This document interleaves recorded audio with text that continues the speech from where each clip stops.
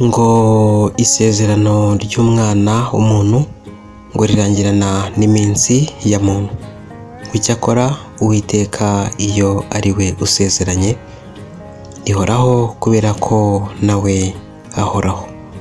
Nkunda kubwira abantu nkababwira ngo abazima bazi ko bazapfa ariko abapfuye ntacyo bazi. Ni inkuru y'incamugongo, inkuru ibabaje y'urupfu rwa Patrick, Imana y'amahoro, Imana nyir'ihumure ryose ihumurize Ariane kubwo kubura umutware we. Humura, no mu gitanda cy'amahwa Imana igitanga ibitotsi iguhumurize rero kubwo kubura umutware wawe. Ubwo twizeye yuko Yesu yapfuye akazuka, aba ariko twizera yuko Imana izazanana na Yesu abasinziriye muri we. Patrick yitabye Imana ku itariki 20 z'ukwezi kwa karindwi mu mwaka w'ibihumbi 2026. Ariko mwabana mwe, uburyo Patrick yaje kwitabamwo Imana biteye agahinda.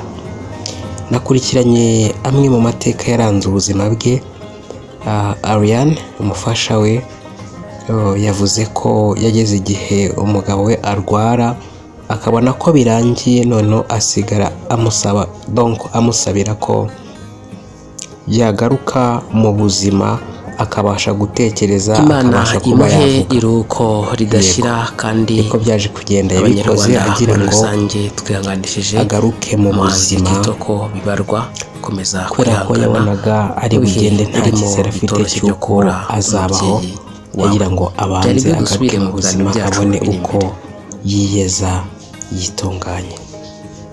Byaje kumukundira, arasenga. Icyo gihe ngo hari kwa gatatu, bukeye bwaho nibwo yagarutse mu buzima, arongera aratekereza neza, baraganira, ariyeza abo yakoshereje ahatagenze neza hose ahasabira imbabazi. Arangije ngo arigendera, urugendo rwe aba rusoje gutyo. Icyakora yabwiye umufasha we ari we Ariane muri kubona hano kuri screen, aramubwira ngo ntuzababare, ariko ntuzababare nk'umuntu. Yego, ngo ntibizatinde, ariko nyine uzababare nk'umuntu. Kubabara yego uzababara, ariko uzababare nk'umuntu ntibizatinde. Yego, aya niyo magambo Patrick yasize abwiye umufasha we Ariane. Arangije aritahira, urugendo rwe ruba rurarangiye, amusigiye abana. Ariko Uwiteka ubashimye ko byose biba abazimpamvu. Nuko muhore mukenyeye kandi amatabaza yanyu yake, mumereye nk'abantu bategereza shebuja agarukira ava mu bukwe, kugira ngo nakomanga bamukingurire vuba.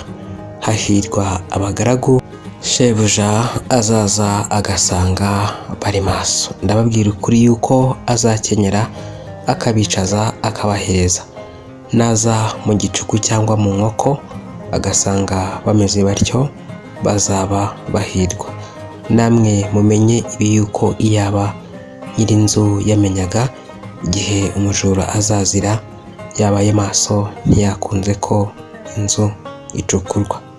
Namwe muhore mwiteguye, kuko umwana w'umuntu azaza mu gihe mudatekereza.